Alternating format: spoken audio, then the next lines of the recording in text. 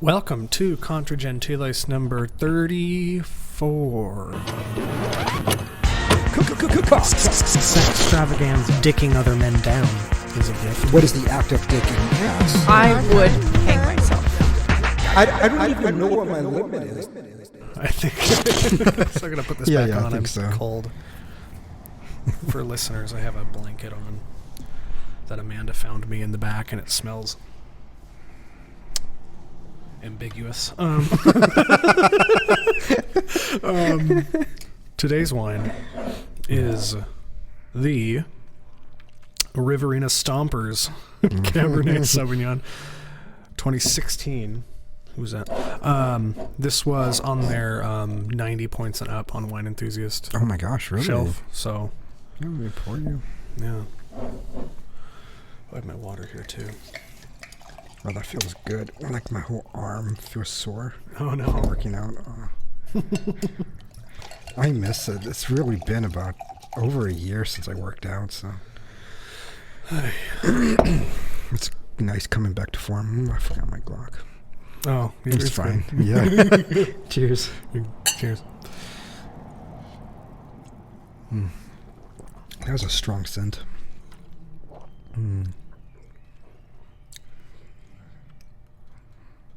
It's odd. Mm-hmm. It's really peppery, almost. Yeah, it's different. It's not super cabby. It No. smells like a cab. It smells super normal. Yeah. I think it's much more pungent than other caps, though. The smell, yeah. It's really strong. I like it, actually. Well, it does taste older, too. It is a 2016. So. Normally we're drinking like 2018 and newer. Yeah. Anyway, have you been thinking about anything? Not really. I was going to say you've been super busy. Yeah. Do you want to talk about the Catholic Church adapting to... Is that interesting to you? To authority? Mm-hmm. Or what should we preface it? Sure, yeah. We don't have to talk about that. No, I think that's a good one. Yeah. You started, though. So, I don't remember exactly where it is in the Bible. It's like there's an entire section of Scripture that essentially mandates that the church submit itself to authority or adapt to authority in any given context, like to exist within the state in a way that isn't. I don't know. Is the word disruptive? Like I don't know exactly what. I'm not sure. Actually, I'm not aware of this. There it is in the. There is a section. There's a few, I think. Yeah. I don't remember exactly where it is, but like that mandates that the church or Christians themselves obey authority wherever they are. Right. Yeah.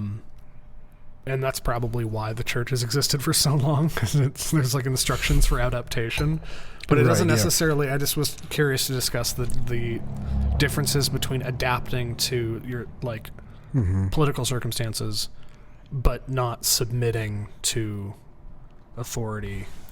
Yeah, I mean, I think though, again, I don't know where it says that in the Scripture, but I do know the basic church teaching is that you are,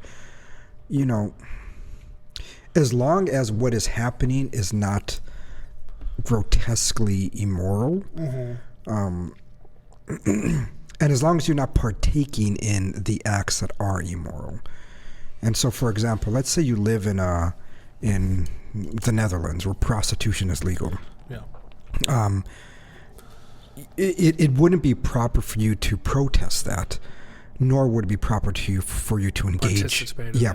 Essentially, just allow it to be the case. Right. Whatever is the case, and then you yourself are supposed to practice prudence, but you are aware that salvation will never come through a society, will never come through a king or a president or political regime. There's just that everything is always going to be shit, and that you basically try to function the best you can in the shit that you're in.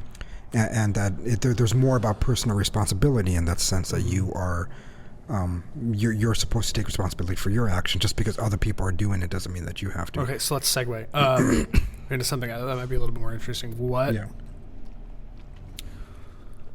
It seems like there is a strict ideological dichotomy between the individual's responsibility for their own personal behavior and that's the only way to what would be how would you say it? The only way to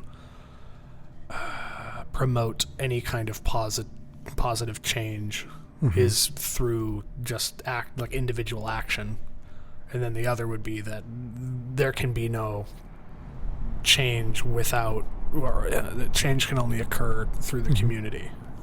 And I think those are obviously both true, but it seems like people kind of camp out on either one. Yeah. Like there is no use in community action, and I don't exactly know how to. You're staring at me a lot and not really saying anything back, so I'm like kind of floundering. Because I guess I'm not fully understanding. Okay, so ask me questions. Look, I can't just talk at you while you're obviously not. Your eyes are glazed over. Yeah. Well, we're trying to reword it because I'm completely lost. Yeah. So, like a Jordan Peterson esque call to action would say that all change is up to the individual, and that there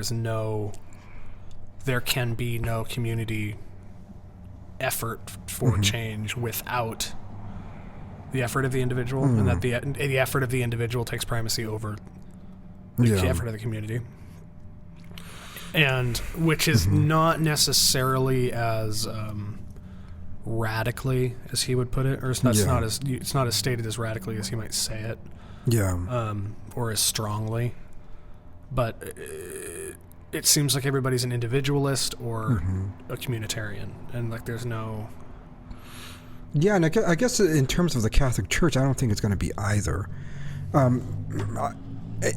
So other people might be more educated than me in knowing this, but I believe it's only been about 150 years to 200 years that popes even had commentary on political issues. And probably one of the most significant ones it's going to be like Pope John Paul II. Back your pop filter off. Oh, sorry.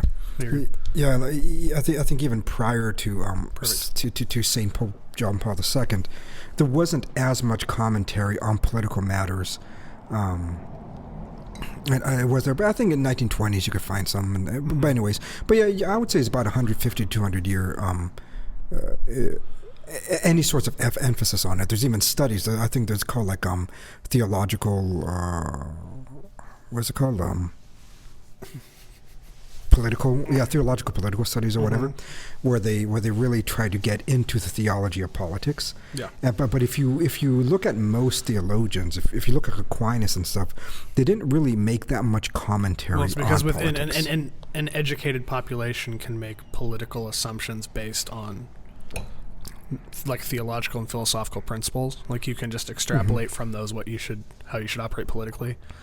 Yes, and I also think that the idea that we are going to construct a political system that I guess promotes human flourishing is just a very new idea. It wasn't as if they just didn't really care. For the most, I mean, if you look at the most history of the church, it really wasn't a concern for them. If anybody has ever read even, early church fathers like St. Augustine, Augustine in the book The City of God makes a strict distinction between the city of man and the city of God, and that to be concerned with the city of man in some ways almost, one can argue, sinful. It's like for you to be concerned that you're going to actually promote human flourishing through political means is in itself foolish, because that's in City of God. Yes, yeah. That's an abridged title, isn't it? It was quite a bit longer. Was it? I'm actually not familiar. I think it was quite long. Yeah, it could be. Yeah. I have a copy of that. Do you? Yeah, in English, which I don't know if it's necessarily worth reading in English. It is good. It is worth reading. I mean, it is an interesting book. It's a tome. It's yes, huge. I know. Yeah, I know it is. Yeah. But yeah, I just think that it's and so it's hard to say what the church's position is, because I think their involvement is relatively new. So it's not like we have 1,000 years of content for that. But I do think, especially within the last 80 years, we saw a very more active role that they played in terms of social justice and whatever they think is correct for a society to be. But do you think there's anything correct about that? Like, do you think that there's any good that comes of it? Are you Yeah. castigating the church for doing that? Or I kind of am, I guess. Yeah. okay. I don't think it is really their place.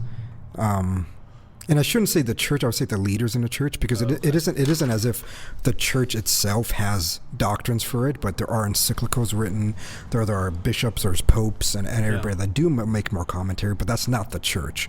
Okay. And so I would say I think it's silly for any leaders of the church to really invest their time in that sphere. It's like politics. For me, it's like, really, what is the point? The whole point of the Church of Salvation is that it is not determined by anything that happens in the political sphere. It's one of the reasons, like, to go back to what we began talking about, it's the reason why it's able to adapt, is because it is not partisan. It's not political. Well, in the same way that, like, metaphysics themselves are not right. Yeah. partial. Yes, it isn't left, it isn't right, it isn't anything. And I think that the problem that I find with it is that you get very, very, people that call themselves traditional Catholics who then conflate Catholicism with republicanism or ideological right wing. And the problem that you get with that is that you can't really fully think that right-wing ideology always coincides with Catholic theology. It really doesn't. I think many times it really goes against it. Did you say Republican theology? Did I say that? That's pretty good, though. Yeah. Whatever you said, I thought you said that. Yeah. It's pretty nice.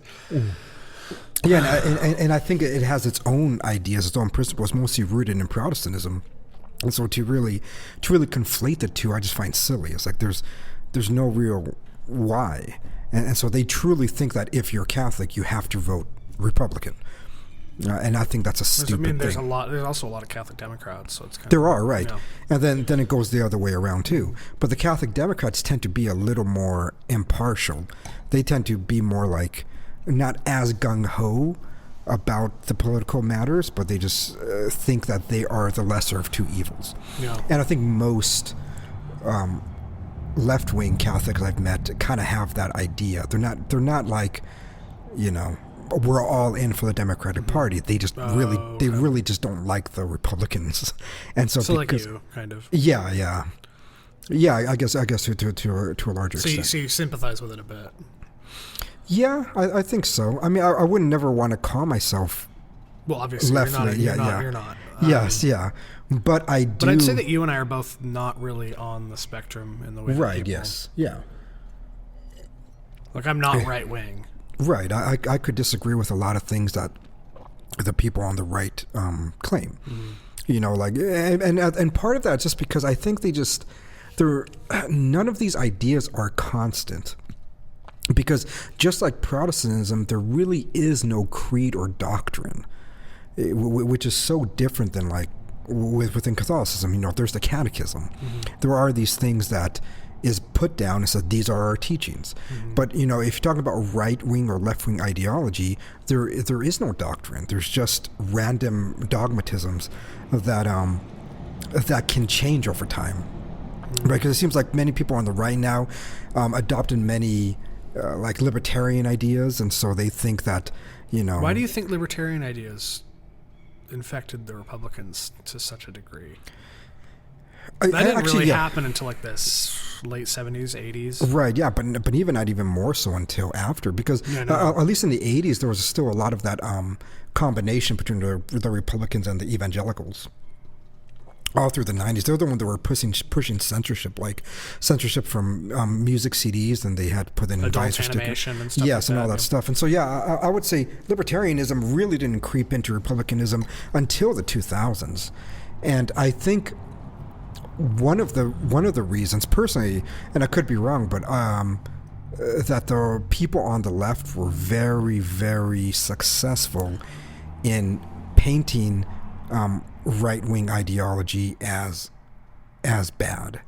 And so I think a lot of the young generation in the 2000s and the later 2000s, like 2010s, had a very strong distaste towards the conservatives, but they also didn't like the Democrats. They didn't like the left.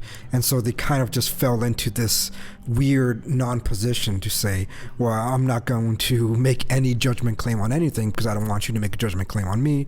And You're so talking on and about so libertarians? forth. Yeah. And so... do you want to talk about libertarians as, sure, as like a non-position? Yes, yeah. Because I've said that many times to people that I know, and they're like, "What are you talking about? How's it a non-position?" Like it's the position of taking non-positions. Like it is, yeah. It's like that annoying guy at work that will never say whether something's good or bad. They're like, I'm not making a judgment. I'm withholding judgment on everything, and I think it's stupid. Nothing should be illegal. Nothing should be censored. Nothing should be. You're anarchists. You're unactual. Yes. I think we talked about that a long time ago. We did, yes. Probably in like October. Yeah.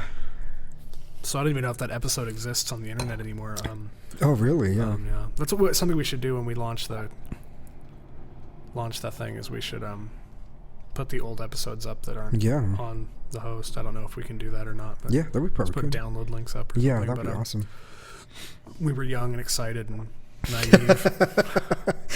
Wow, we're podcasting.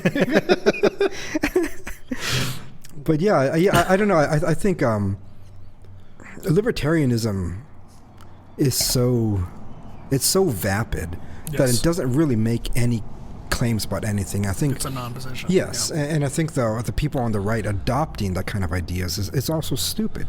It's like. I think we've talked about even more recently that the idea that no speech should ever be regulated that's not really ever what it was intended. I mean, speech was just stupid patently, but yes, I mean, speech was always regulated in the U.S. You certain profane things that originally you weren't able to do.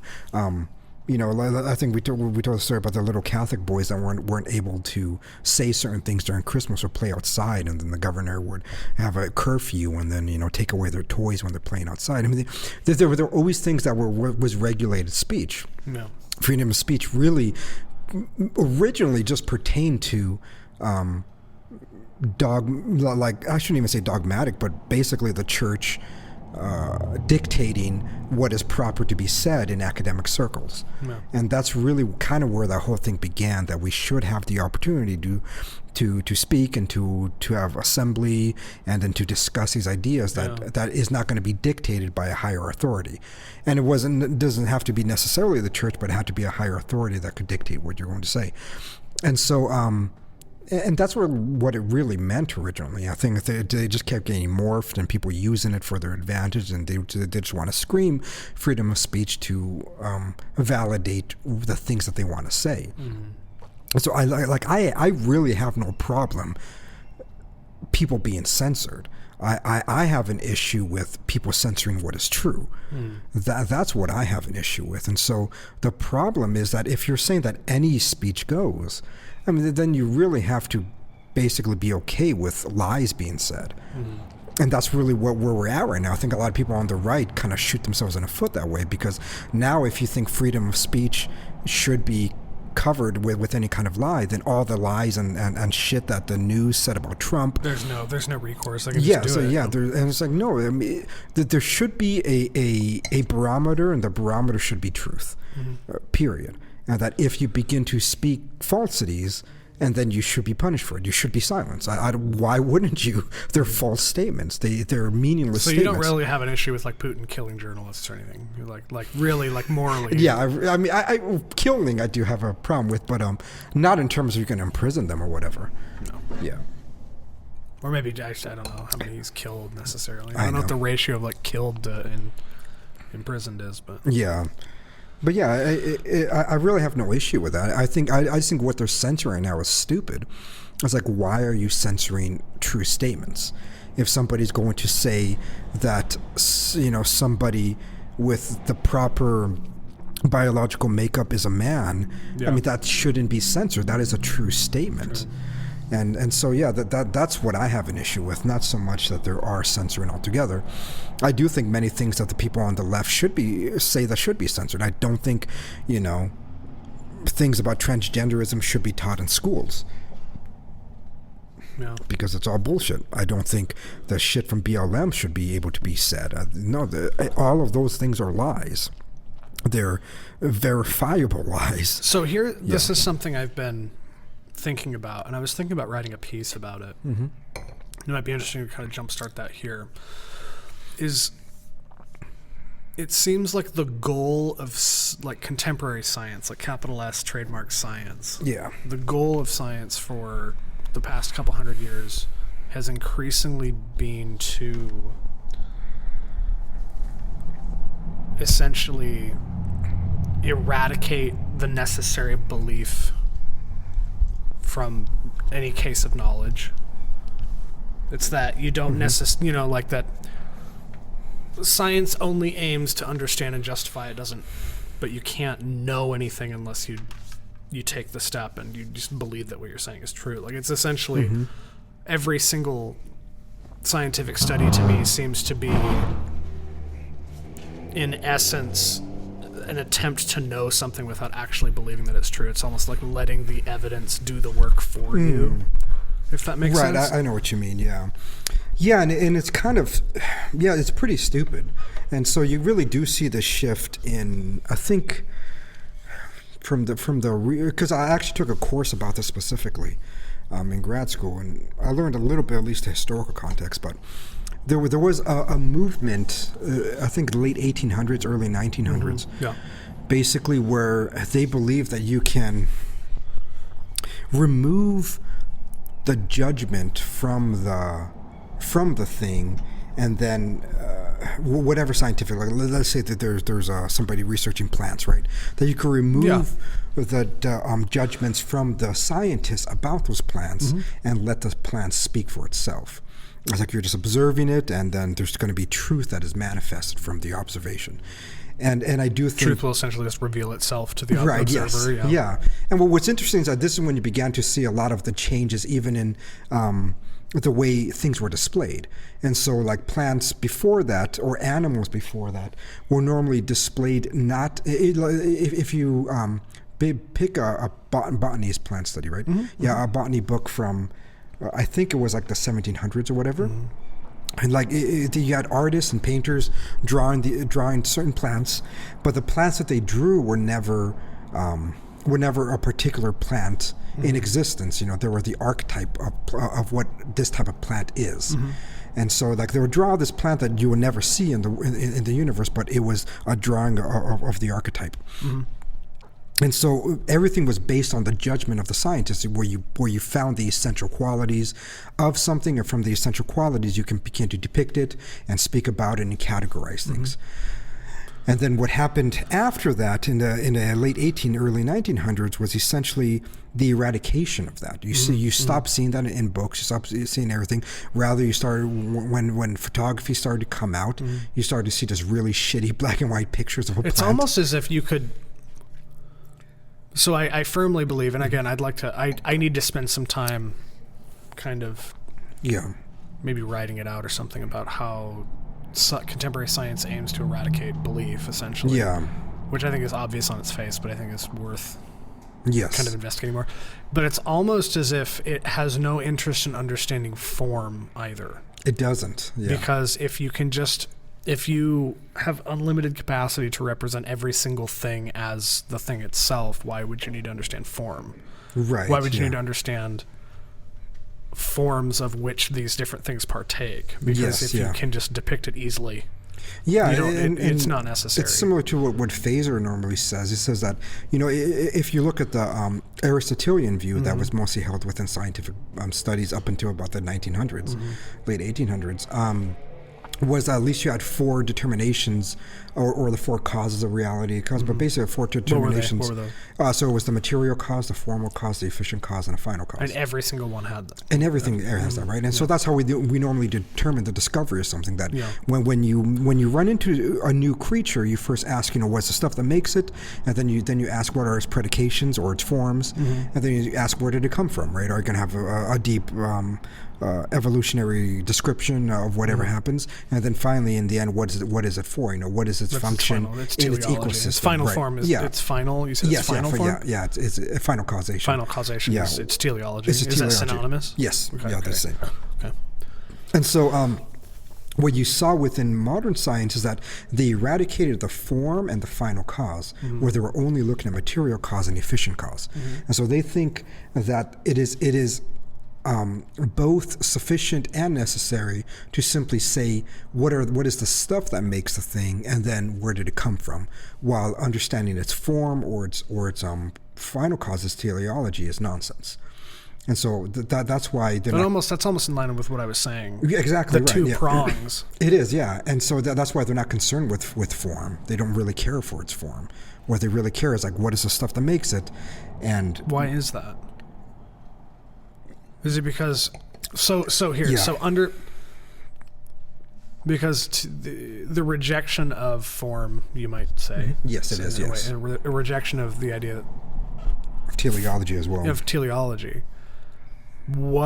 So for teleology, the rejection of teleology makes sense because to understand and believe that things have teleology requires some kind of sense of natural law. Right. Yeah. Does the form the same way? The same thing. It's the same cause. It's is that those two are universals. So teleology obviously is like the use of a thing or the purpose of a thing. Yes. Yeah. The function of a thing, etc. Yeah.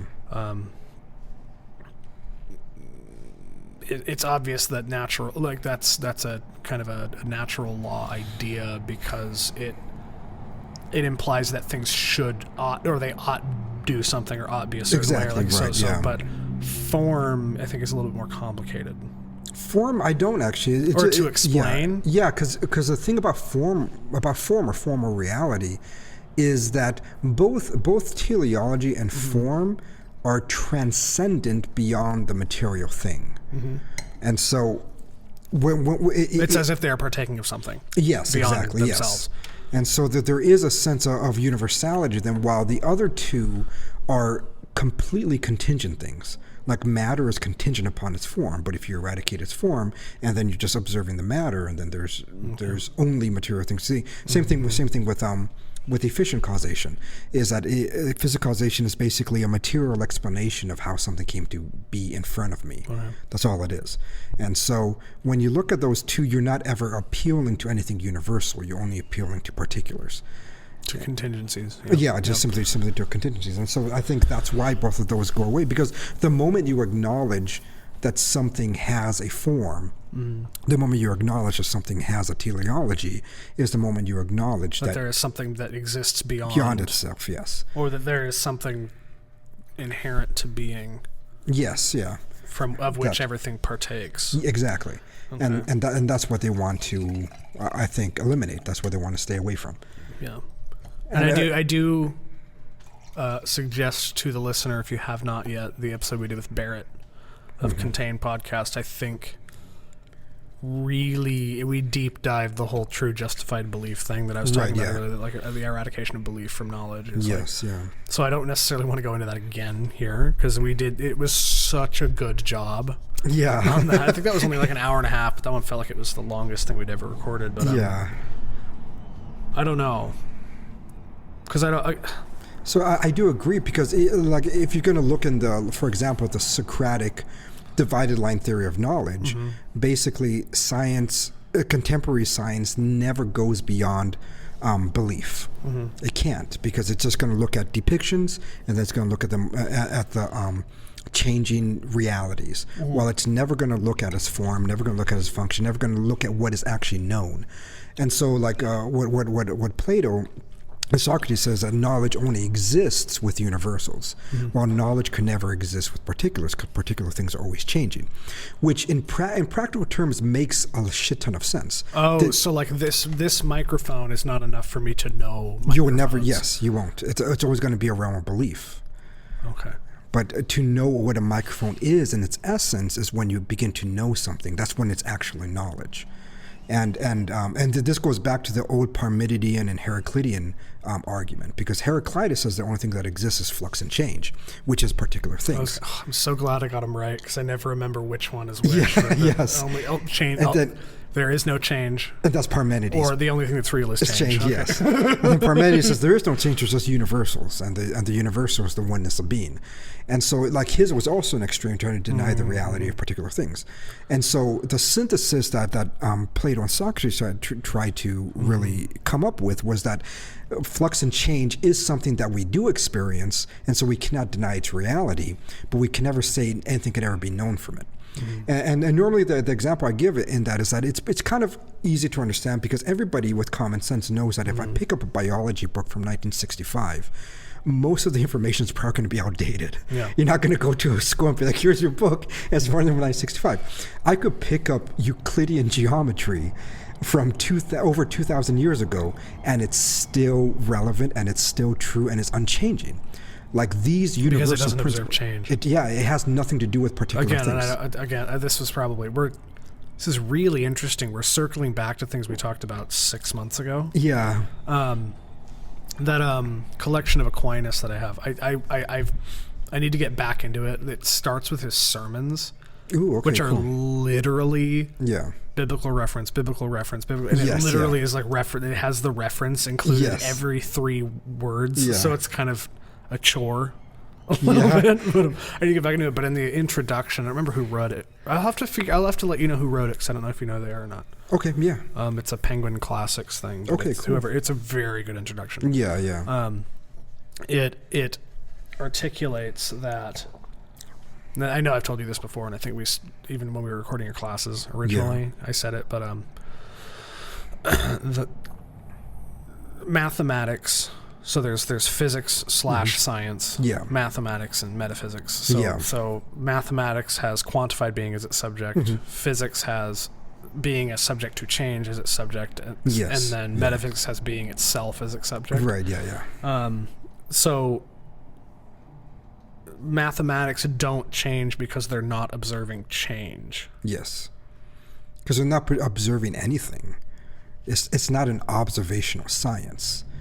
It's science or it's knowledge. Like I'm using the word science in its traditional sense. Knowledge. And so the science of mathematics is that you're only observing universals.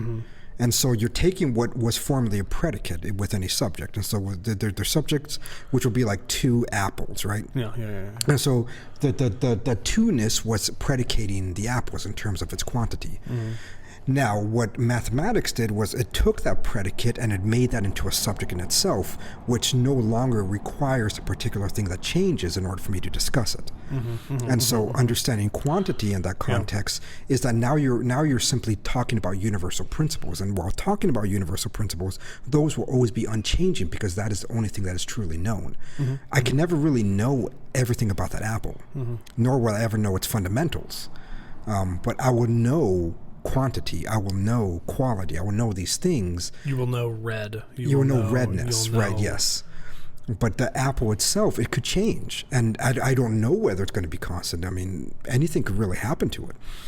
And that's the flaw of contemporary science. It is that it's saying that is knowledge. That's actually exemplary. Yeah, you just essentially articulated like the perfect foil. Yeah. To contemporary science. Like that's because all they observe is particulars. And the particulars are the only things that are real. Yeah. And that's why they're always changing. The scientific theories are always changing. And that is what it's supposed to do, because science exists in a classical sense too. Most of the categories that are biologically actually were discovered by monks. And so it existed there too, but they understood its place. Its place was to observe changing things in the world, but to never truly know what is going on in and of themselves, but you can know what they're always pointing towards.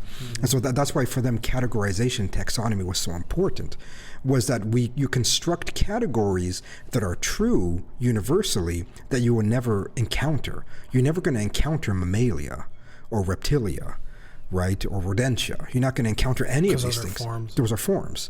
And so the particular things have qualities that I observe, and from the observation of this, I could extract universal principles of what makes those things.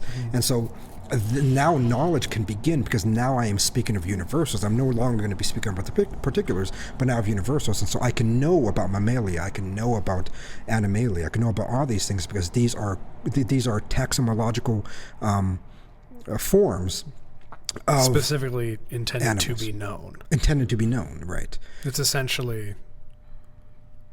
What are those? Just like purely an articulation of knowledge itself? Yes, like, okay. Of the observations. That's all of the that world. allows us to know anything. Yes, okay. yeah. Because the animal could disappear. I don't know. It's like there's no real way for me to know that it won't. I mean, somebody could just shoot it. Somebody could eat it. You know, I could turn around and look back and fuck, where did the cat go? You know, I really don't know. There is no cat. Yeah, cats don't exist if I right. can't see my cat. What do you think of that? Questions like, if a tree falls in the woods and no one's around to hear it, well, I was actually going to come back to that. What do you think of those? And so, I mean, all those began to develop when they began to reject Aristotelian thought. And so if you remember, like, extreme skepticism really began in the 1600s, around the Cartesian era. Yeah. And so those type of questions only really arise when you begin to reject universals. Mm. Because from a scholastic sense, it's like it's a non-question. Like, what do you mean? I don't determine sound. Because so that question specifically, it tells me nothing. Of course it doesn't, yeah. If a tree falls in the woods and no one is around to hear it, did it really fall? Yes. Did the tree fall? Exactly, because once you reject universals, the only thing that exists is particulars, and so then you begin to exist in the insane Heraclitean Like the Schrodinger's world. cat thing, what do you think of that?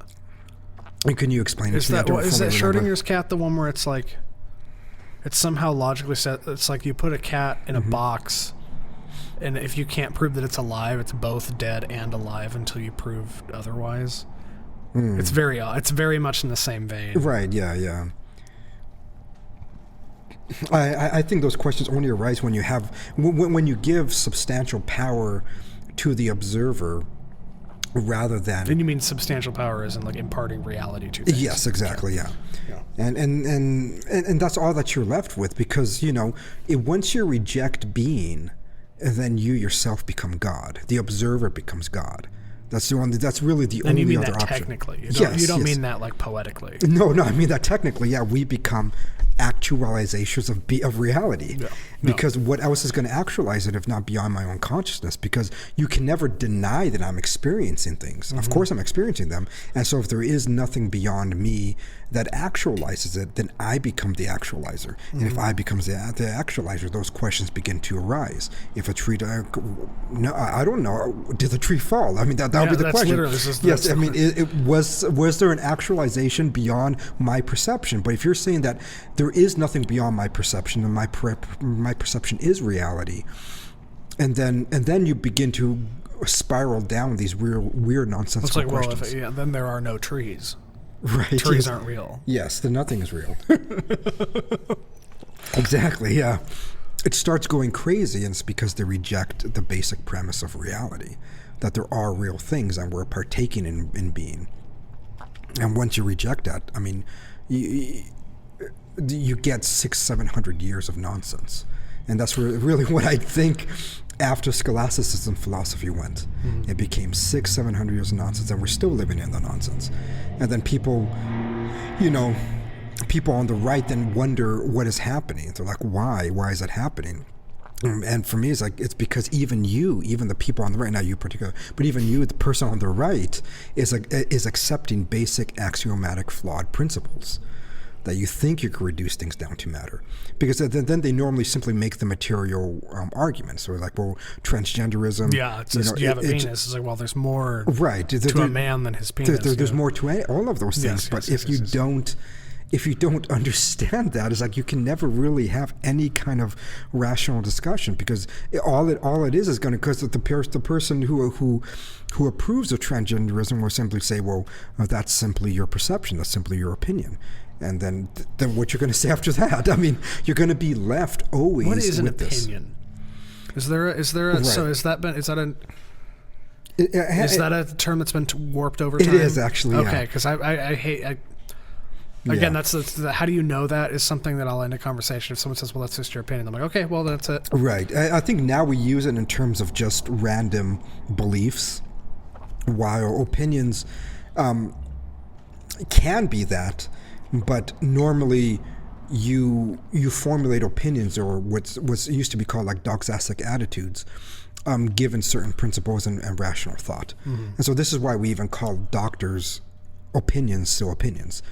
So a doctor, gives you a CT scan, he sees a tumor, and then he says, well, he makes an argument in his head. Every tumor that looked this way in the past normally meant you had cancer. Your tumor looks this way, therefore you have cancer. Or you need to act as if you do. And so normally you could say, well, I want a second opinion. And then you go to another doctor, and that doctor may confirm or deny that. Maybe he would say, well... Because when people say doctor's opinion, I don't think they're using it in the correct sense. I don't think that's... I think that they are, in that sense, they're using it correctly. Well, I think they are technically, but I don't think they understand what they're saying. They're not understand what they're saying, right? Because then they use opinion in terms of derogatory sense, where you're saying that if you were to make a truth claim, that's simply your opinion. And so they use it in every which way. And I think that's stupid. It's like, no, opinion can be a conclusion formulated through reason. And if that's what an opinion is, then that's a good thing. Everything's an opinion. No. You cannot again, this then goes back to the denying being, is that because we could discover... I think we should just allow her to free reign. Yeah. Do you care? Do you trust her to just street cam? So have you debuted the street cam yet? No. Okay, go to the street cam. All right, there we go. Yeah, you should have got that for guy. The viewer. I know. If you are also sitting here in the room with us, and if you feel the need to whip to the street cam, yes. If you see something we don't, and it's hilarious because you can see farther down the street than we can. Yeah, it'll be great.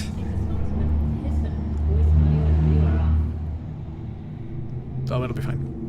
Okay. It'll be fine. Okay. I'll give you the file. It'll be fine. Yeah. Yeah. No. Anyway. Yeah. And so this is where I think a lot of the flaw then gets into place, because then what ends up happening is that if you yourself become the God, if you become the actualizer of reality, and then the difficulty lies is that there is a truth in that all human understanding is subjective. No. Obviously, because we're seeing things, we're interpreting things, we're doing it. So you cannot claim that there is no subjectivity in terms of human understanding. But that doesn't mean that which you are understanding is itself subjective. That which you are understanding is objective. It is beyond oneself. Can you understand subjective things? Can you understand the subjective, technically speaking? No, I think subjective simply means that you are understanding it through your own psyche, through your own interaction with it. Do you think that there's use in recognizing that? Or? Yeah, of course, yeah. Okay. There's use in recognizing that, because then we know that is not all that there is to know. And that's pretty much what has been the thought in Western philosophy for a long time. It's like, yes, I could discover these things, but that is not all that there is to know, because what there is to know is beyond me, is transcendent beyond me. But necessarily, right? Because there needs to be something univocal in order for equivocity in any way to have an interplay with it. But when you say that everything's equivocal, and then now you delving into logical fallacies, obviously, because that's a self-refuting claim. But even further, you tend to, I guess, impart again actualization to the individual who equivocally interacts with the world, and so that's I don't know if that's going to make sense to most people. When you say that everything is equivocal, that's self-refuting, because you would ask, is that equivocal? Exactly right. Yeah. Is that yeah? Pretty much, it's paradoxical when you say that everything is equivocal, and then which means subject. Yeah, so everything is, there is no truth. Okay, is that true? Yes, exactly. If you say there's no truth, and then that itself is a truth claim, and it's a universal truth claim, not a particular truth claim. And as a universal truth claim, you cannot say that there is no truth, because you're always going to be inherently proclaiming a truth claim. And so, yeah, and it's the same thing with equivocal claims. If you said everything's equivocal, then that statement is equivocal and not univocally true. It's simply, it's your opinion, man. Yeah. It's like, well, that's stupid. Yeah. But again, this goes back to rejecting being. It's like once you reject being, you're only left with the subject as God. And when you're left with the subject as God, you come up with a bunch of nonsensical bullshit. And we've just been playing with that idea for a very long time. Yes. Do you think that we're on any kind of trajectory away from it? I would say once everything collapses, I kind of wish it collapsed. Do you think there's like before. a necessary reversion to there would have to be suffering, or what do you mean? Because I think when push comes to shove, nobody actually believes these things. Nobody. Right, because it's like what, there are no atheists in foxholes or something. Right? Yes, yeah. Because if you think about it, let's go back to an earlier discussion we're having already today about the 4 causes of reality. Right. Mm-hmm. Now let's say that you had a heart attack. Mm-hmm. And then having a heart attack. I have had a heart attack. Okay, let's say a heart attack, right? And let's say the medical physician came to you and he was like, "Fuck, what is a heart for? What is the purpose of a heart?" Would you trust this guy? Would you be like, are you a doctor? Or if you didn't know the form of the heart, what if he was looking up your ass? You'd be like, "Where is the heart? Is there an actual formal reality of the heart, or could it be anywhere?" You'd be like, "No, you know that there's a form of the heart. You know that it is cone shaped. You know that it is hollow. You know that there's certain arteries sticking from it. You know where it is located. You know all these things, right? You know what it is for. Every doctor knows that it is to pump blood through the body. Then they're not questioning to themselves, is there really a teleology to the heart? No, you know that there is. And so you function as if there is. And so in everyday life, everybody's actually still functioning in an Aristotelian sense. Every single person does. There is nobody that eats food that does not know that it's for nutrition. They know that the function of food is for nutrition. And nobody, fucks and then thinks, am I going to make a baby? That's why they fucking put condoms on. That's why they do everything, because they know the function, the teleology of fucking is to produce human life. And so what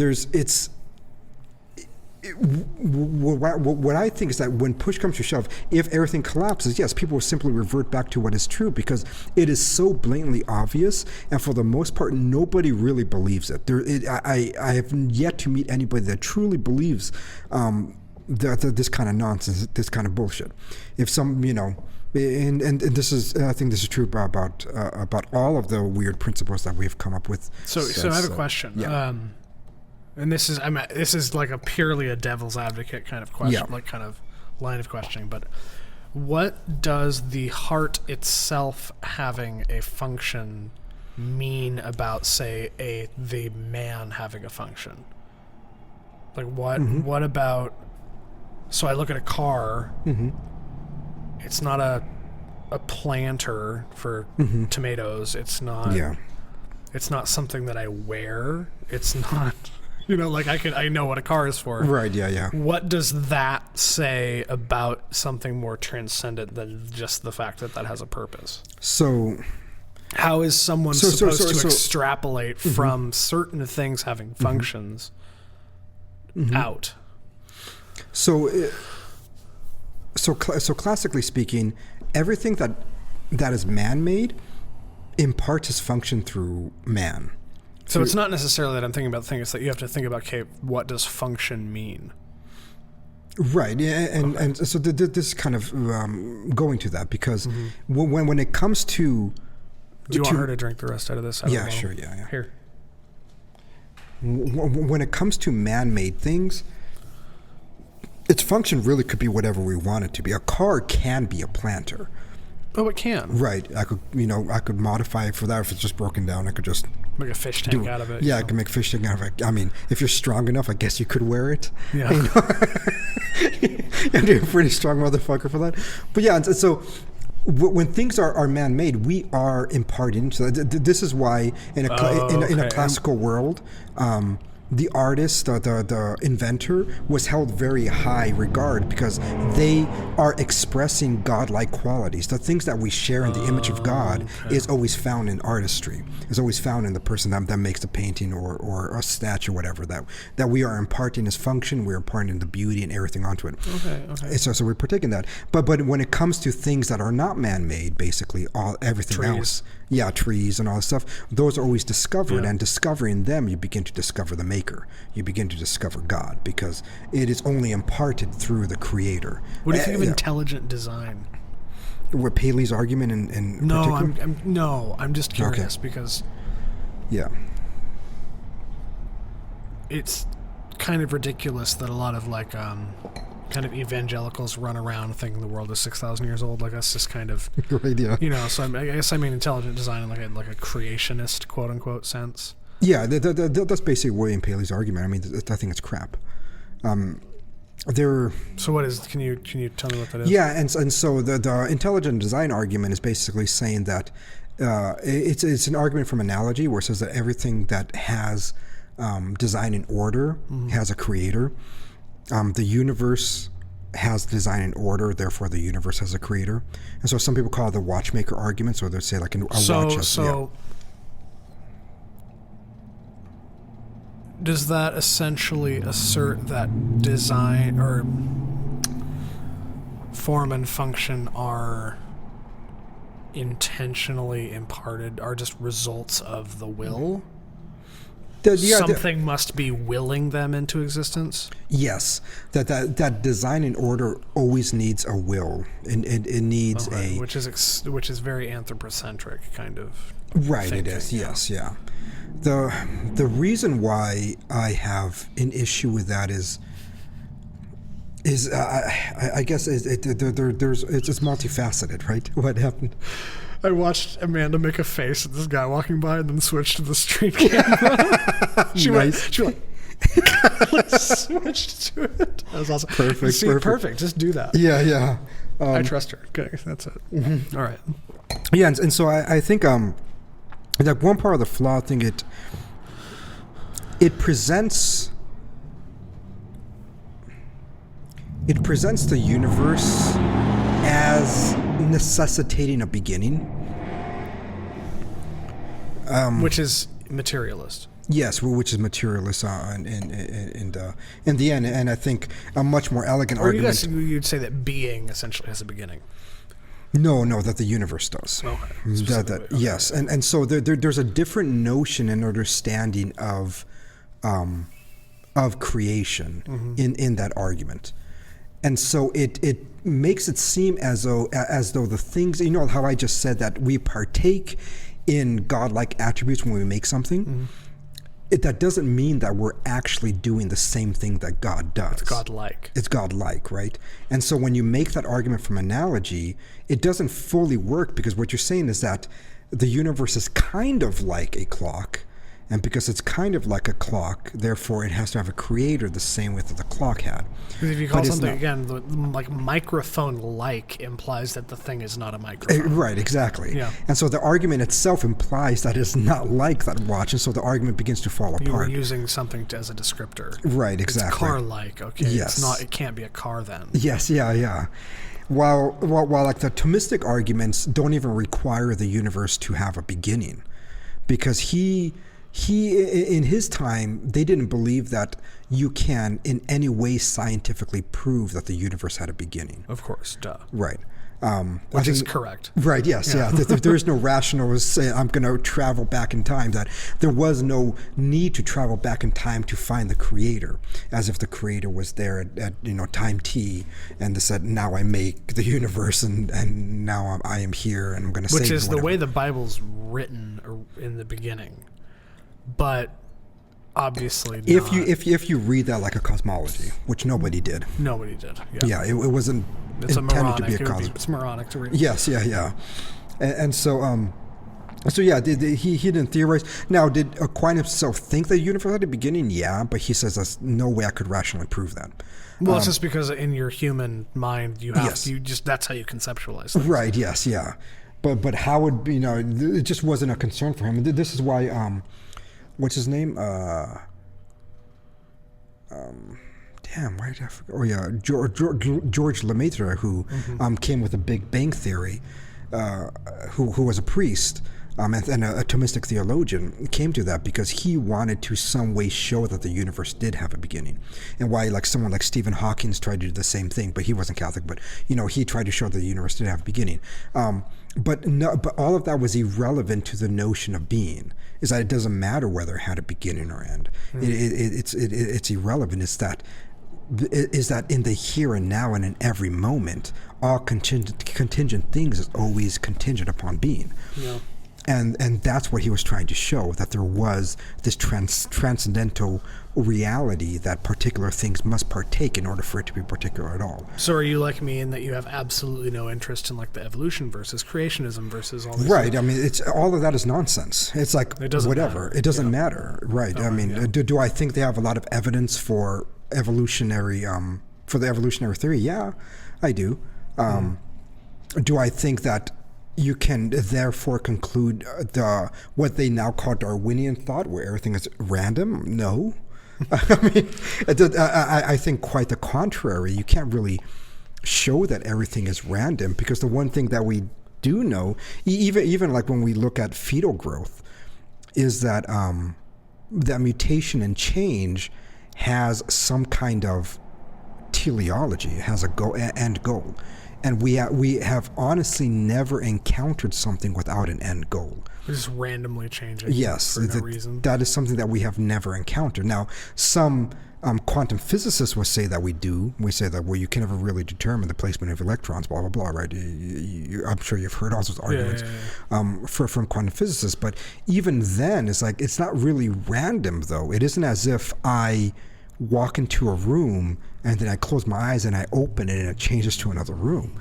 That has not been something we've ever truly encountered. Now, have you encountered a state of corporeal reality, basically observing subatomic particles and not be able to determine it outside of perception? Yeah. But that just because you're unable to determine it outside of perception doesn't mean that there is nothing there that is consistent. Quite the contrary, we have never really experienced random, spontaneous creation of small creatures. Like these are none of these things we ever did. Nothing ever really is random per se. Things we could always predict things. This is why of many scientific. No, because when you say when you and I would say random, and like people who know what the word means say it, it's without any cause or reason, or things don't happen. That's when if I were to tell someone that things don't happen randomly, that's kind of what I mean. Right. Yeah. But when most contemporary people say random, they say inexplicable is the kind of what they mean. Right. Yeah. I'm not capable of explaining it. Right, which is fine. Yeah. Yeah. Many of us can't explain everything that we. Well, you would say observe. his death was random.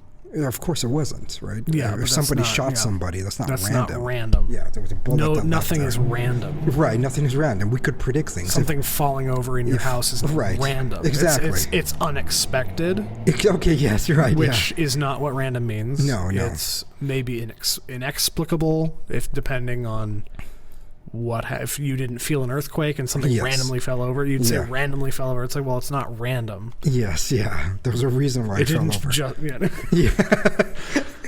It's kind of some. I mean, could you imagine how it's not a word we was? use. Right. We don't use it right anymore. It's like you're just like walking and then someone just appears in front of you. Like that's random, right? If you couldn't predict anything anymore. I mean, that would put it in the entire. Because random doesn't even mean unpredictable. It doesn't, right? Yes. Yes. Yeah. It just unpredictable simply means unpredictable. Yeah. Random means that without a cause. That's all it means. Yeah. Which is nothing. Yes. That we have never experienced. So why does the word exist if nothing's random? I guess I think it's the same way that the word like nothing kind of exists. The word nothing exists. I mean, as like a placeholder. As the opposite of what is there, which is something. Oh, for everything to have a cause, you have to have the concept of, Or to conceptualize cause, you have to be able to conceptualize lack of cause. Right, yes. Yeah. And it's just the contrast. That's all it is, but it isn't something we experience. Like, I never experienced nothing. It's like, no, nothingness has no experience. Because it is not. Yes, 'cause it's not. And so, you only experience things. And that's the same thing there. You only experience causation. So randomness only exists conceptually. Yes, yeah. It's not. No one has ever experienced anything random. No, of course not. Yeah. They experience unexpected things. So random. I don't know what I'm going to do. I'm so quirky. I wear 2 colored socks. So random. Pickles with a Z. It's so ridiculous. Yeah. I think it's a kind of a stupid term, a meaningless term, but agreed. Yeah. Well, literally, just meaninglessness. Yes. So you're not wrong. Right. Oh, they're like, wow, they're such nerds. They're laughing about the definition of words and nothingness. Nothingness. I have not experienced it.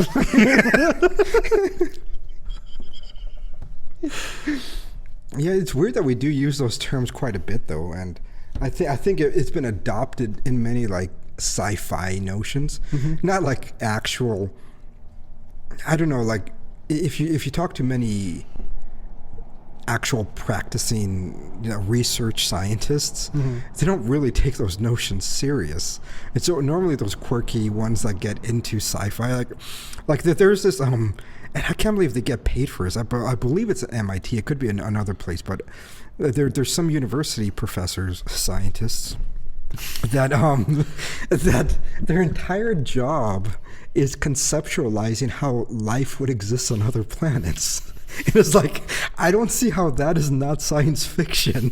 Like, they're literally making shit up the entire time. It's like, well, because of the atmosphere, the creatures here would actually have blue skin. It's like, okay. Where are you getting this from? Like, you're just making shit up. You know what's really, really interesting is one thing,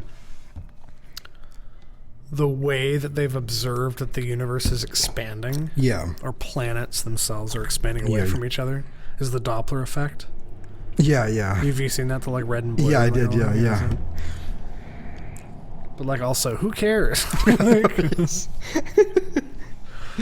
Yeah, it's a lot of it just distraction from, I think. But so I think aliens to me, like everybody's freaking out. It's aliens for like it's God for atheists is like. I know, right? It's like this proves God because they're aliens. No, it just means that there are things that I have not discovered yet. Wouldn't that be weird? We should have an alien enthusiast on. Oh, we should. Yes. Weird. We'll have to make a list of different kinds of people. Yeah, really. My questions would be like, flat earthers? Yeah.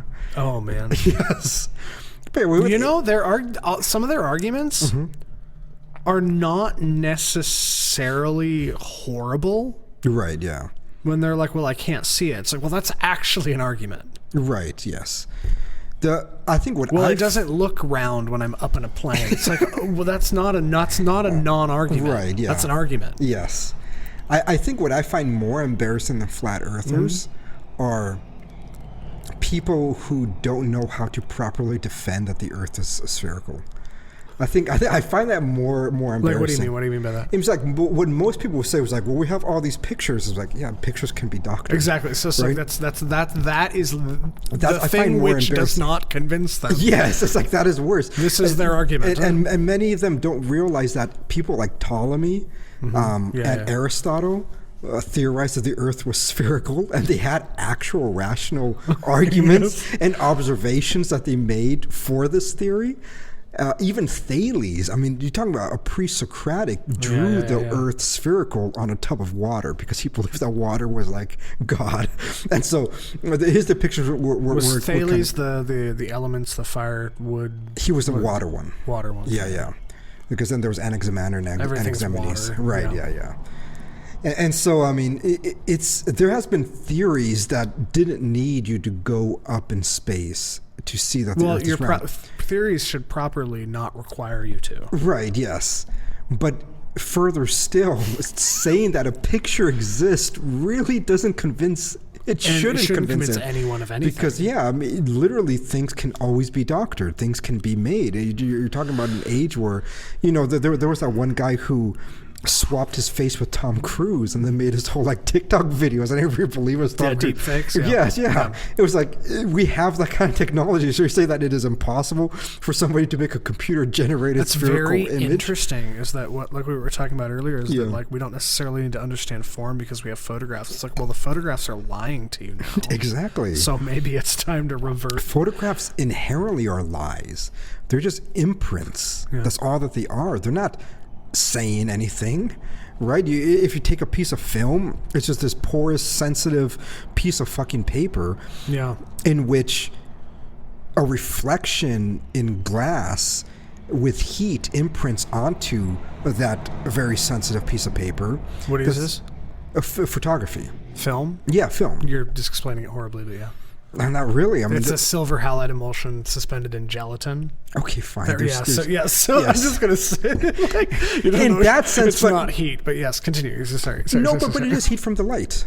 That's why you need light. You cannot have photography without light. Well, yes, Yes, and so that light going in there, it affects the emotions. But I'm just trying to explain it as simple as possible, right? That's all it is. It's just a sheet, right? And from with that silver halide. Yes, fine. It just I don't think those things are relevant. They are. No, they're not. They are if you're going to get a really deep description of what it is. But just in principle of what you're doing there, or if you don't want to take film, just take fucking CMOS sensor, right? A bunch of transmitters with RGB, right? Green and blue transmitters, right? And then it's the same principle. There's light that hits it, and light affects, and it reacts to the light, and then it imprints on there through glass. And that's all that you're really doing. But to say that a photograph in itself is real, it's stupid. It's an imprint. It gives you the illusion of 3 dimensions because of the interplay with light and shadow, or what they call chiaroscuro. And because of that, you get you get the illusion of 3 dimensions, but it's a 2-dimensional imprint of light hitting the fucking sensor, or of light hitting the film. And so, I mean, no, a photograph can never really tell you anything, because with that you can manipulate that all you want. The only thing that its inherent existence is manipulation. Well, it's a photograph can only speak to your experience of things. It can't do anything more than that. Like, it just. But it's not even the experience of things; it's an experience of an image. Well, I mean, it's the only way that you can interpret an image is just projecting your experience of things. Right, but I guess what a lot of people view photography, because this is even true about some of those weird Christian people that think that it takes away your soul if you take a photograph, right? Or it's like an evil spirit in there, is that they think of it so profoundly different from a painting. Mm-hmm. What I'm saying, the only thing, it's really different. Not. In its essence, there is no difference. There's only difference in its particulars. In that there's an imprint on something that that has a chemical reaction to light. That's really the only difference in there. Now that we're getting close to the art thing, I wanted to share an idea I had with you. Yeah.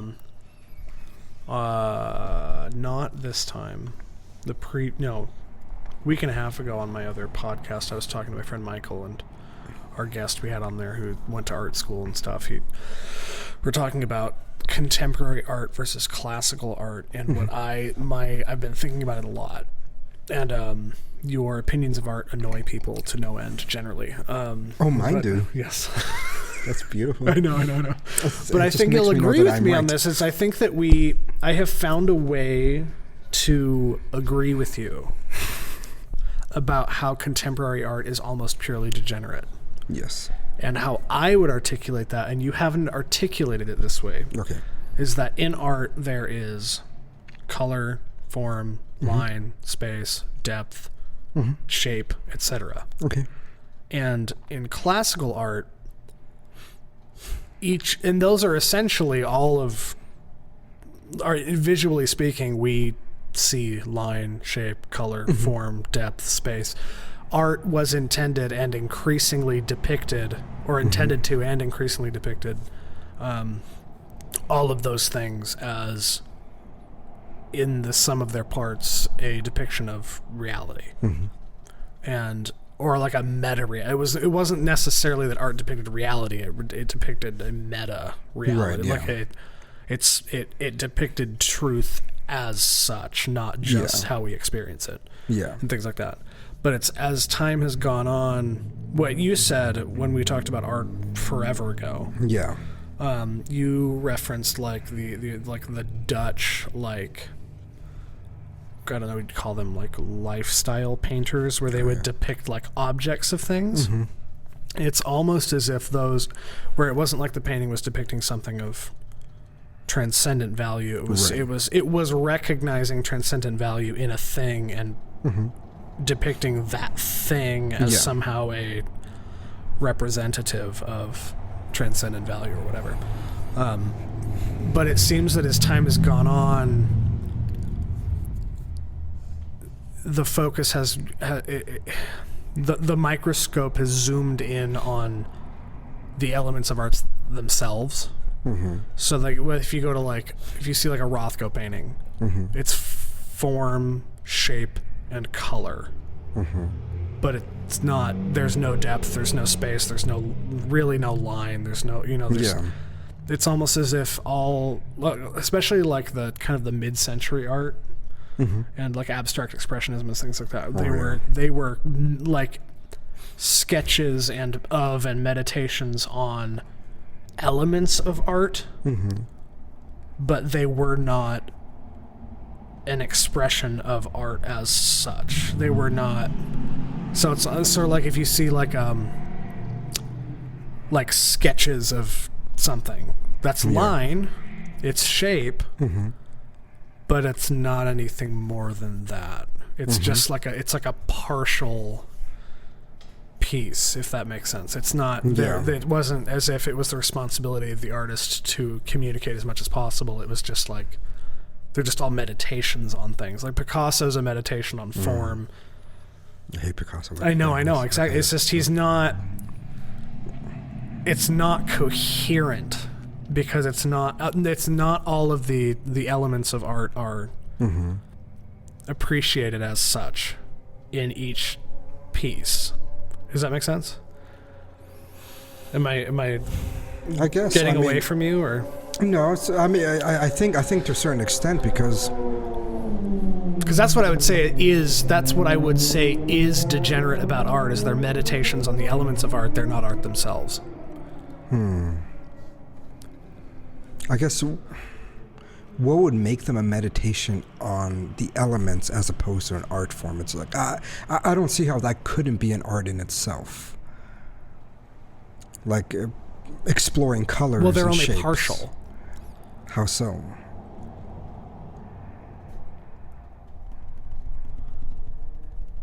Because even a blob has a form, it has depth, it has all that, because it's a blob. But if it's not depicted as such, then it's not What complete. if you are simply trying to depict a blob?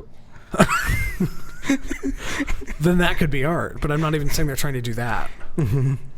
I think that's exactly what they're trying to do. I think what they're trying to do is saying that there is no meaning, that there is no structure, there's no teleology. The only thing that I can depict is randomness. The only thing I can depict is light, shadows, all these things, but without any actual meaning behind it. I think. So you think it's purely the lack of meaning? I think it's the lack of meaning and the lack of technique. Because I would say yes, lack of technique, and I think that's kind of what I'm speaking to. But yeah, I think. Yeah, I still remember the first time. I remember I was pissing the art teacher off. I love pissing them off. But yeah, they were getting pissed because they were saying this is Picasso work. And I was like, well, he could do realistic paintings. And then they showed us it, and I raised my hand. I was like, that looks like crap. So are you sure maybe he just didn't do that because he didn't know how to paint? That's really what in the end what comes to me. My reaction towards the visual arts as just to be as I guess as precise as I can, because I do think traditionally the word art simply means to craft, and so you could have like a craft of many things or an art of many things. That's why you could have martial arts or an art of war or whatever, or art of the deal. And so there's a certain craft. And so, but in terms of the visual arts, is that I think The essence of a visual art is the visuals. That's the essence of it. Whether it is a movie, whether it is a painting, whether it is a statue, the essence of it, like the most intrinsic nature of what it means to be visual art is the visuals. Yes. And so this sounds like retarded to say out loud. Right, yes. Yeah. But, but people obviously are not getting this. If you go to the Metropolitan Museum of Arts, they're not understanding this. And so I pissed filmmakers off. So even when I was in film school, I said the same thing. They're like, no, stories are really important. I was like, fine. I mean, stories are important. But guess what? If you have a good story, but you don't have a camera and you don't have actors, what do you have? A good story. You have a good story, right? So, but what happens if you have a camera and actors in a shitty story? You still have a movie. You could eradicate all these things. Like the first movies they show in the theater was a fucking train going by. I know. Right? This is still in a train going. This was the original of it. And so when I look at something like a painting, I would say the intrinsic nature of it is the visual because it's a visual arts. And so what is involved in visual arts in terms of a painting? Okay, well, one of them is going to be form. Right? What are you representing? That's going to be important because that's part of the visual art. So do you think how you're representing it? Because like I don't think every modern artist is shitty. Like the one that I do like is Dali, because his paintings are weird. Fine. I mean, they're probably stupid in its meaning, but I don't care because he precisely hit correctly what it means to be a visual art. It is visually, amazing. It's beautiful. The depth and the shadows, the colors that he uses. That's what I mean. You're familiar with Rothko. Yeah. You put a Dali next to a Rothko. They're of different kind. Yes. It's not a degree of difference. It's a different thing ontologically. No, I would say they're different in kind. They're different only in degree. Really? Yes. Okay. So you would say that, like the paintings in the Sistine Chapel are a degree of difference. Yes. Okay. Yeah, and I would say there's better artists and ones that are worse, and then I would say then there's people that aren't even trying, and those are the degenerates. I just thought through it in my head really quick, so I agree with you. I'm just like it's. Yeah. And so I think these people they are not doing anything really. They're lacking in the very essence of what it means to be a visual art, what it means to be a painter. So it's almost like to me. So again, as we got into it over Rothko's specifically, but if you go into a museum and you see a Rothko in person and you have some kind of transcendent experience looking at it, it's something that you imparted to it. It doesn't necessarily. Yeah, it's my interpretation of what that means. Yes, it's not. Yeah, and I'm saying that, and for most degenerate art, that's all it can be. It's all narcissism. It's like I am imparting this onto it, but it, as a visual art piece, is degenerate. It's like this shit. There's nothing really there. While you look at something like, the Sistine Chapel, it isn't that you're imparting anything to it. It is like screaming at you. Yes. It is because it is near perfection. Do you know Mucha? Alphonse Mucha? No, I don't know. He's Art Nouveau? Yeah. The like poster designs and stuff. He's the guy essentially. If you see like the woman with like the motif and stuff. Right. Yeah. The thing that like affected me more than like the only like art that's really impacted me that wasn't necessarily like a cathedral itself was the Slav epic. Alphonse Mucha is like this. They're like 30-foot tall paintings or whatever they were. Yeah. Of the like history of the Slavic people, but they're just like beautiful. Yeah. They're like poetic depictions of like the Slavic people. Yes. Yeah. In like a series of giant paintings. Yeah. But it's technically masterful. Yes. Yeah. And I am agreeing with you. I've never not agreed with you, but I think I'm starting to like see it more that like you can't have good art without technical mastery. Yes, you can't. Yeah. Or you can't have good art without display of technical mastery. It doesn't matter if you're a master or not. Right. Yeah. If your work isn't, it's displaying it. But if your work is displaying it, then you are. Yeah. You've at least mastered something. right? Nobody's going to be the greatest master, but you master something there, and it can be displayed in its visual art. And I think this is for anything. Sculptures is the same thing. It's like sculptures there's symmetry. There's all these things that you're expressing to it, and that takes a certain craftsmanship, that takes a certain artistry for you to be able to accomplish. And then I say the same thing about filmmaking or whatever. It's like it takes a certain artistry. I mean, everything else is second to that visual aspect.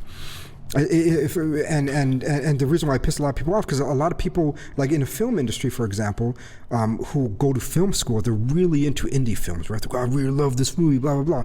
And then it's like, yeah, but in reality, I'm sorry. I mean, many of the Hollywood movies are shit, but if you're going to talk to me about the visual art of filmmaking, they are masterful at it.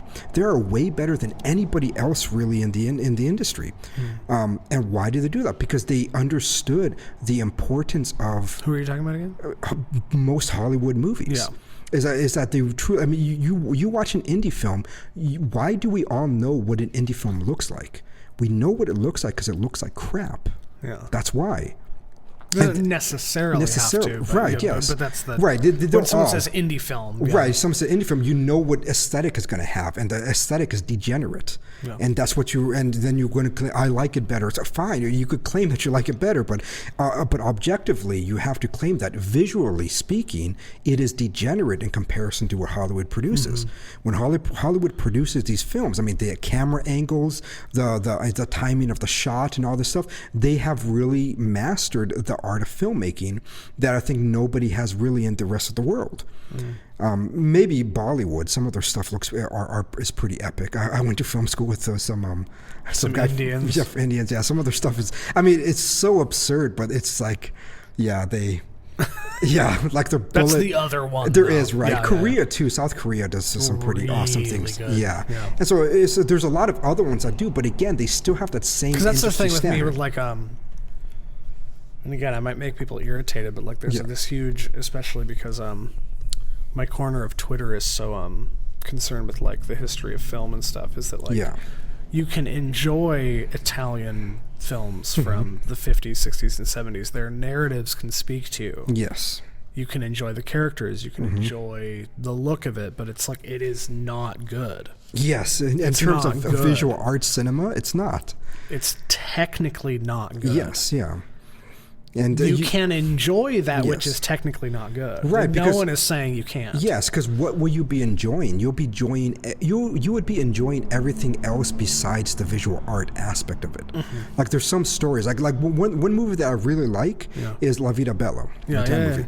Now, is that the Argentinian movie? No, it's Italian. And there's some parts of it. Becha is the Argentinian movie. Yeah.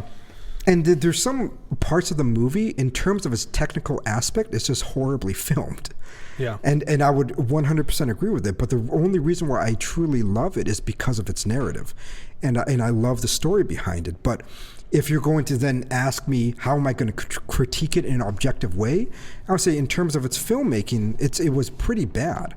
Is that Benigni? Yeah, I'm what the guy's name is. Yeah. He's the eccentric guy. When he won the Oscar, like he ran across the seats, and then he told everybody he wants to make love to all of them. It's like, I want to make love to all of you.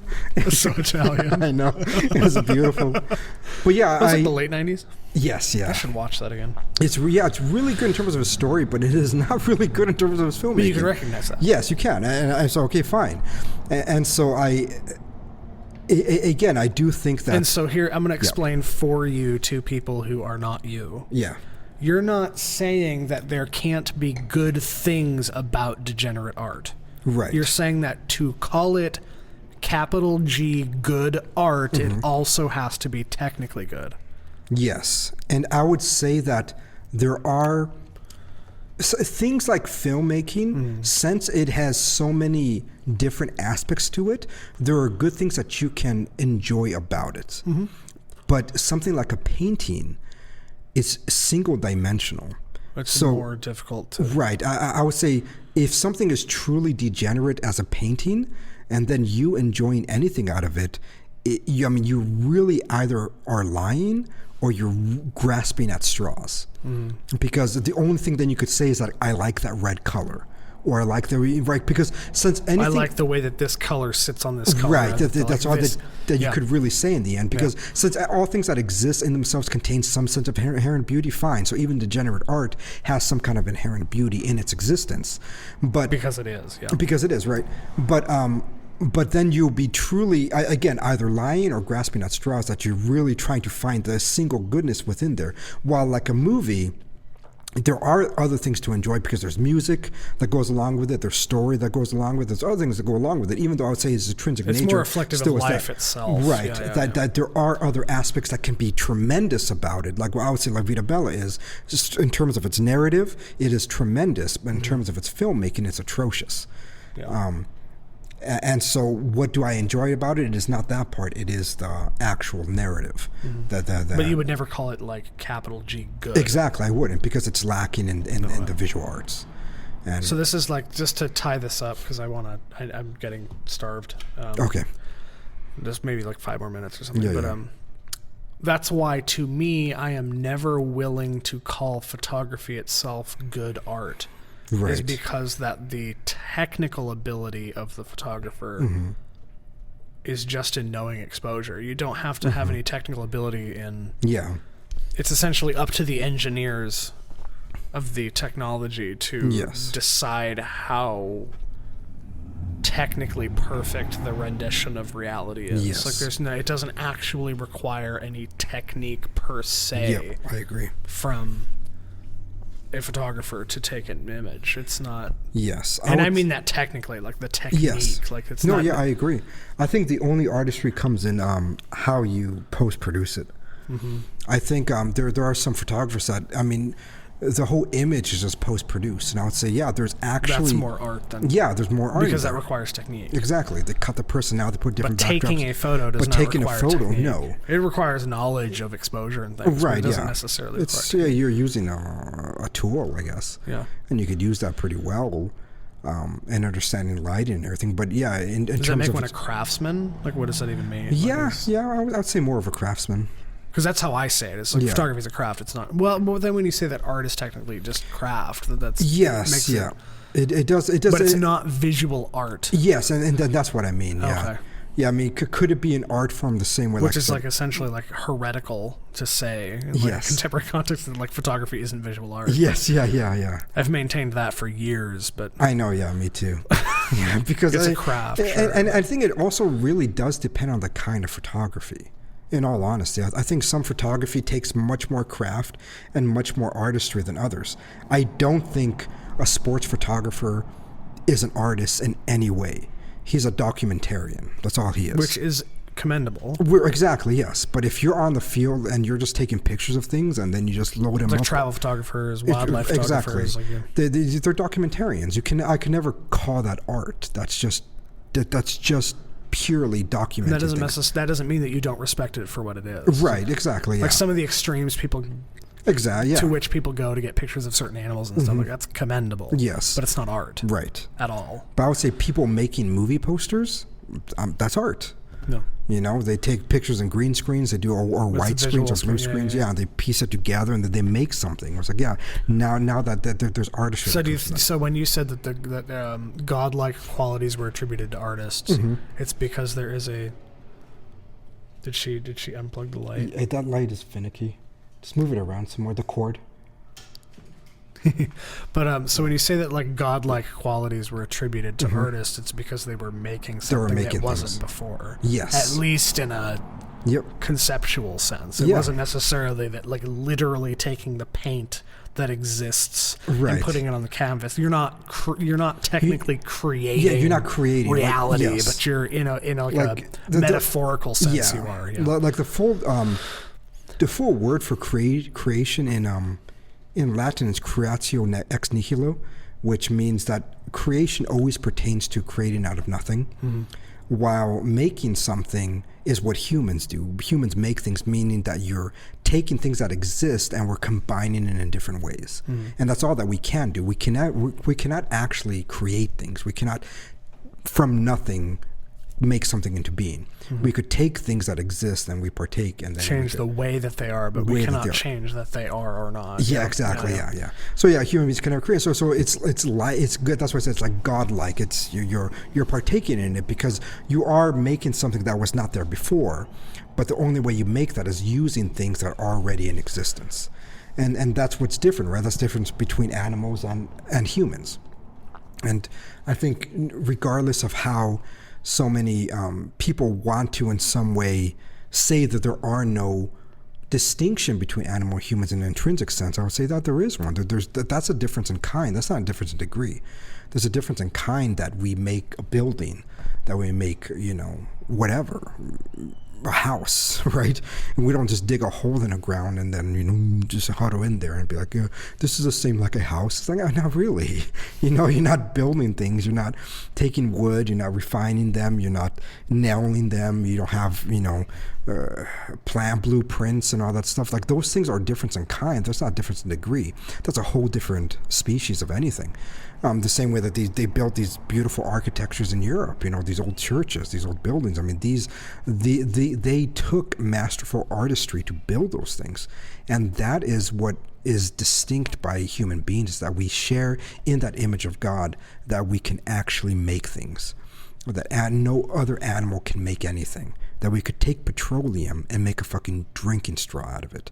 That is weird. That is awesome, right? That we could take metal, plastic, and all these things and make a car. It's like that is making something. You're taking things in the world.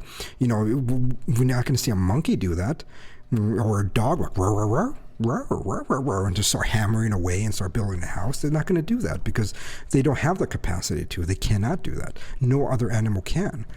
And it's not about having opposable thumbs. It's about having rationality, right? It's about having... be doing this without opposable thumbs. Yes, exactly, yeah.